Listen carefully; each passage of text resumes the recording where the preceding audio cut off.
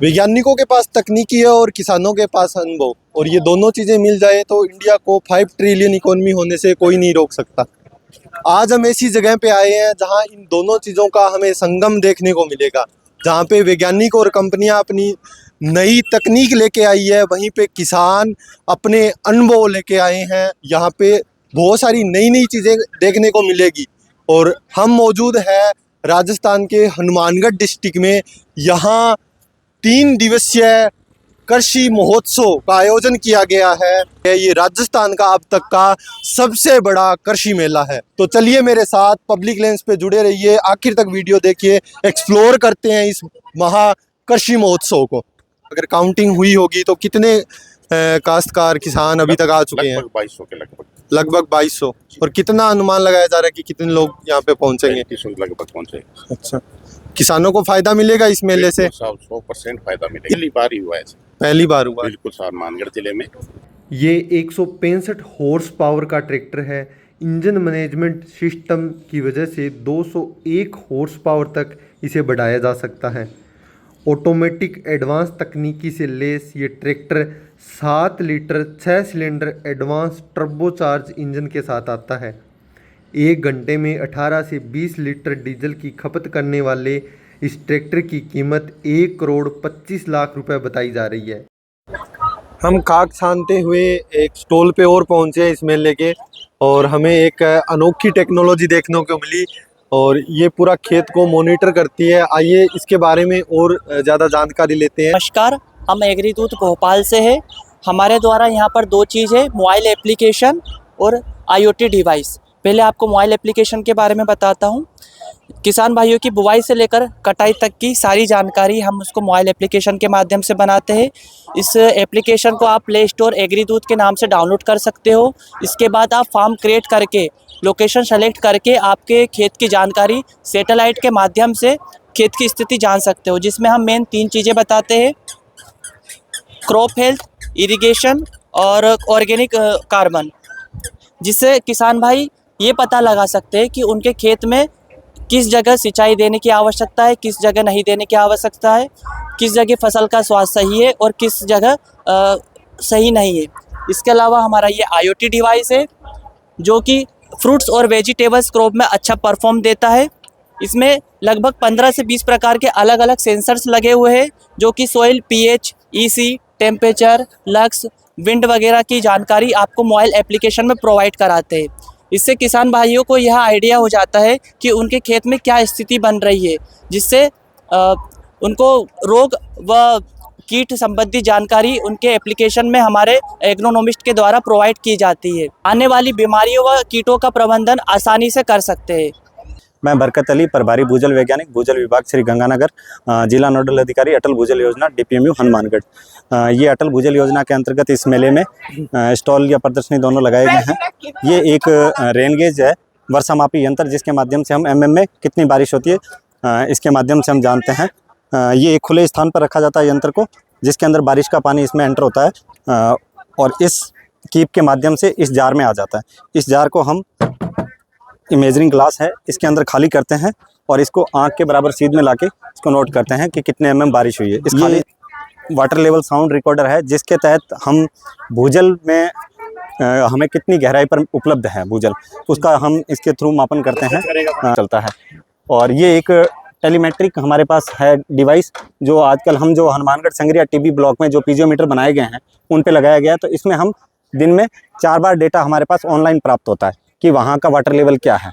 और ये एक रिचार्ज स्ट्रक्चर का मॉडल बनाया गया है कि हम कैसे वर्षा के पानी को ज़मीन के अंदर अपन रिचार्ज कर सकते हैं। काफ़ी टाइम से मैं ढूंढ रहा था यहाँ पे, क्योंकि ड्रोन टेक्नोलॉजी किसानों को बहुत आगे लेके जा सकती है।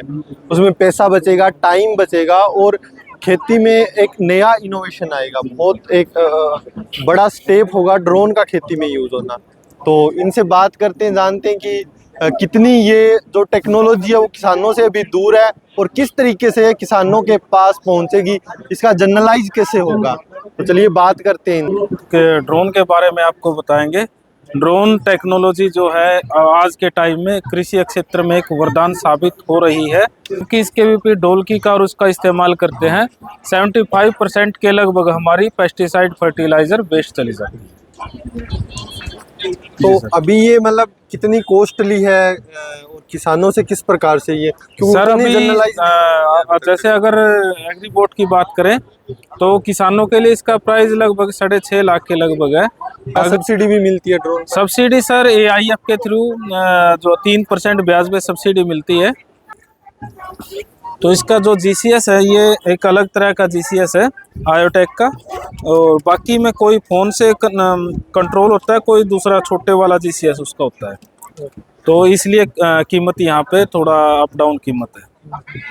और रडार लगे हुए हैं, जब भी आगे कोई बात आ जाती है, पेड़ वगैरह आ जाता है तो ड्रोन अपने आप रुक जाता है आगे और पीछे। और ये नीचे कहाँ की टेक्नोलॉजी है?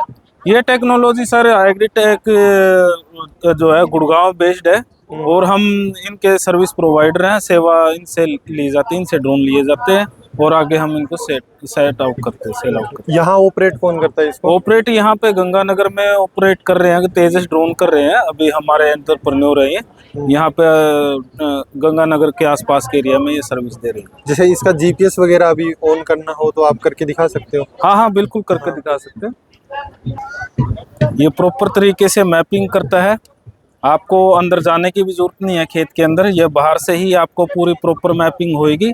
और 12 फुट की फांट लेके ये चलता है। जब भी अगले बाउंड्री पे एंड बाउंड्री पे जब जाएंगे तो अपने आप ये स्प्रे बंद कर देगा और उसके बाद अपने आप ही साइड चेंज कर लेता है, वापस फिर आ जाएगा।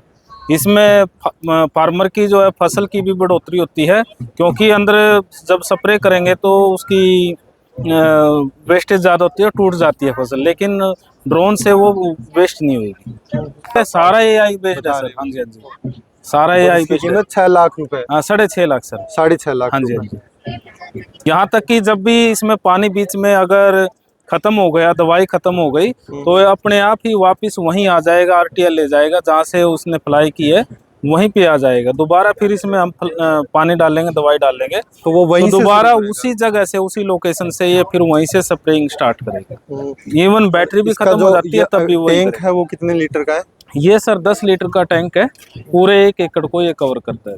ड्रोन टेक्नोलॉजी पे सभी बात करते हैं, न्यूज़ में भी देखते हो, लेकिन ड्रोन टेक्नोलॉजी के अंदर अलग तरीके के पेस्टिसाइड भी यूज करने होते हैं। अभी तकरीबन आया है, ये कॉन्सेप्ट आया है ड्रोन का। जैसे स्प्रे हम फार्मर मैनुअल करता है या स्प्रे पंप से करता है ट्रैक्टर से, उसकी बजाय ड्रोन से यदि किया जाता है तो अच्छी तरह से कवर होता है टोटली, मतलब कि लीव तक जो हमें चाहिए, जो न्यूट्रिएंट है या इंसेक्टिसाइड पहुंचाते हैं तो प्लांट की लीव तक पहुंच जाती है, और आसान भी होता है उस तरीके से।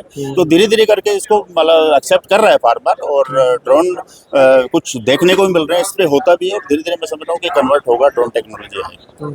किसानों के लिए कुछ बात अगर कहना चाहो आप? किसानों के लिए मैं तो कई बार बात करता हूँ कि जैसे मैं बड़े फार्मर के पास भी जाता हूँ तो मोस्टली मेरा ये रहता है कि कम से कम आप धीरे धीरे करेंगे तो अपनी फैमिली के लिए तो ऑर्गेनिक और बायो का इनपुट लेके उसके ऊपर बाद में करें। लेकिन क्या कि आज आर्थिक युद्ध के फार्मर चाहता है कि मेरा मैक्सिमम एक बार थोड़ा रिड्यूस होगा प्रोडक्शन, लेकिन फिर भी फार्मरों को मैं कहता हूँ कि अनावश्यक डोज नहीं, फार्मर क्या करता है अनावश्यक केमिकल डोज डालता है, तो जो रिकमेंडेशन है उतनी डोज डालें, उतनी फर्टिलाइजर सॉइल को दें, और कम से कम जितना हो सके बायो और ऑर्गेनिक का यूज करें। केमिकल जितना रिक्वायरमेंट होती है, जो डोज होती हैं, जो यूनिवर्सिटीज की रिसर्च की, उतनी डोज दें, ओवर डोज नहीं दें फार्मर को। ये कंप्यूटर करावा है और इसको ज़मीन को लेवल करने के लिए काम में लिया जाता है। पहले मैनुअली अपने हिसाब से पाइपें वगैरह लेवल वगैरह करके और इसको काम में लिया जाता था, लेकिन अभी क्या हुआ कि अगर मैं सही हूँ तो 6-7 साल के अंदर ये टेक्नोलॉजी आई थी। और आप देख सकते हो कि टेक्नोलॉजी का कितना फ़ायदा मिलता है जब टेक्नोलॉजी किसान तक पहुँचती है।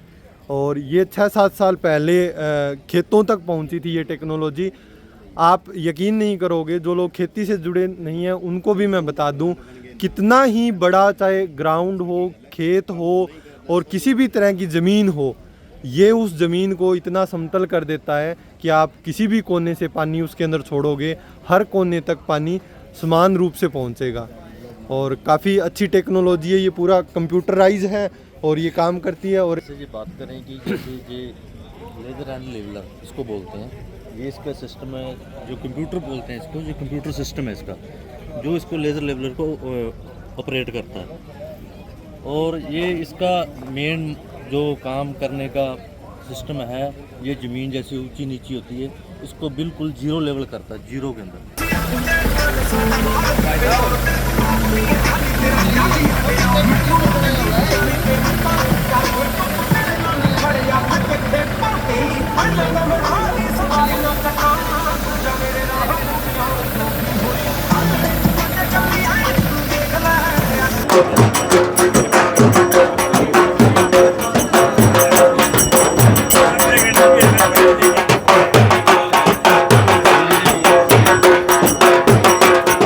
छह पैनल है इसके साथ में और 2 इंची पानी के साथ में चल रहा है।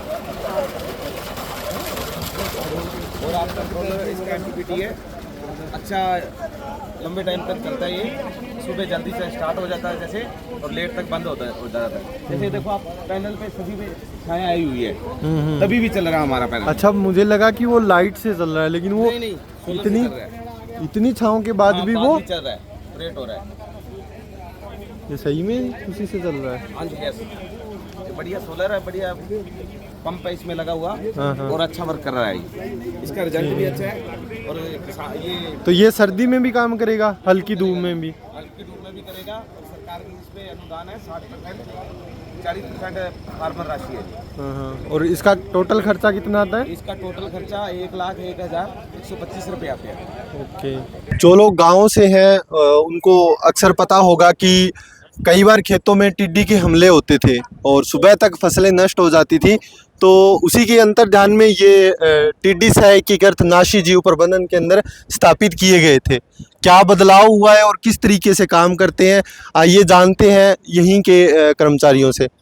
मेरा नाम लोकेश कुमार मीना, मैं असिस्टेंट प्लांट प्रोटेक्शन ऑफिसर हूँ।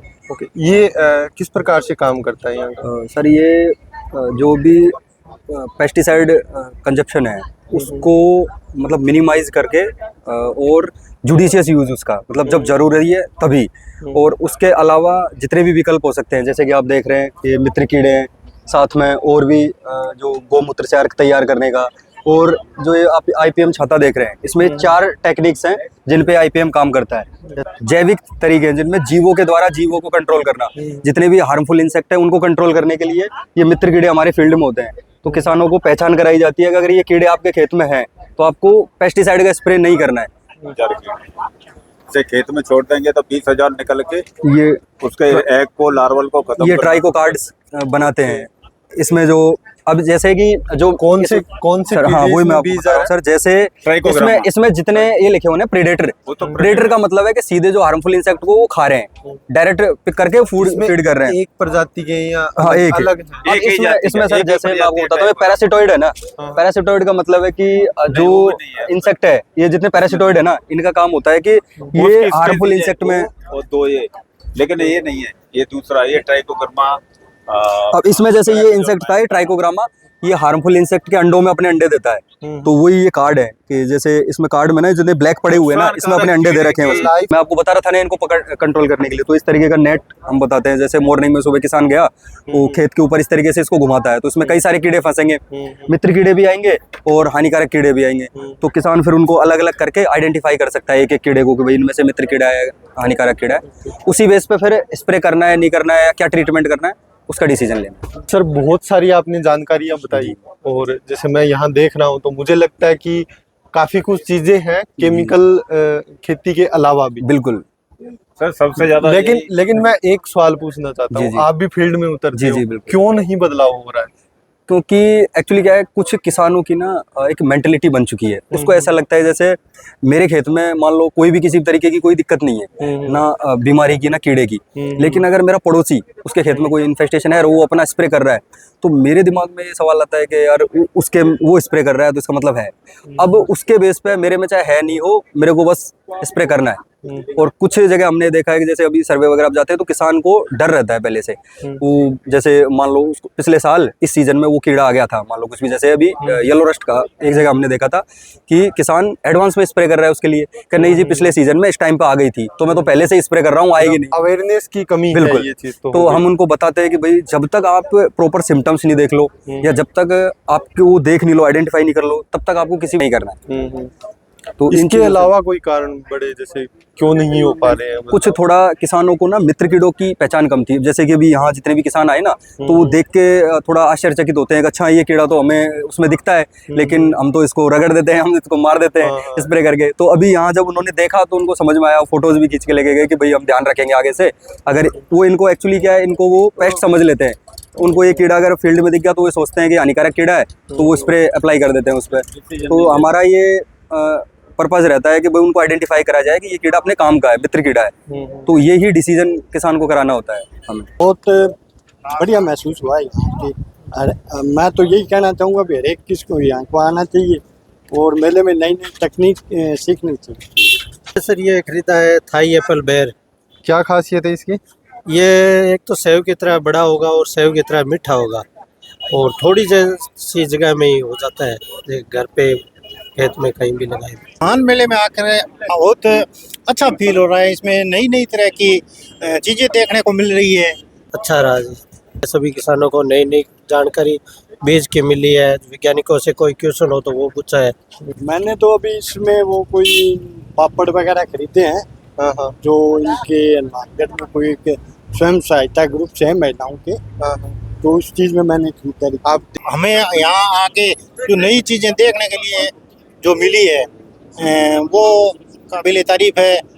मेला प्रशासन जो है उन्होंने अच्छी व्यवस्था कर रखी है, हर तरह की स्टॉल लगी हुई है और हर तरह के बीज वगैरह, गेहूं की वैरायटियाँ, सरसों के और जो पेस्टिसाइड वगैरह है, किस तरह से जिसको यूज किया जा रहा है, अधिकारीगण हैं जो जानकारियां दे रही है, वो सब बस बड़ी काबिल तारीफ है। इसलिए मेला प्रशासन को धन्यवाद देना चाहूँगा कि इस तरह के आयोजन हो समय समय पर कराते रहें तो हमें अच्छी जानकारियाँ और नए नए प्रोडक्ट, मशीनरियाँ वगैरह जो है उनके बारे में पता चलता रहे। सारी चीज़ें कैमरे पे नहीं समेटी जा सकती, जितना समेटा जा सकता था हमने आप तक पहुंचाया। ये वीडियो आपको कैसा लगा हमें कमेंट करके ज़रूर बताएं। आपके कोई भी सुझाव हो पब्लिक लेंस के लिए तो ज़रूर दें। अपने और अपनों का ख्याल रखें। जय हिंद, जय भारत।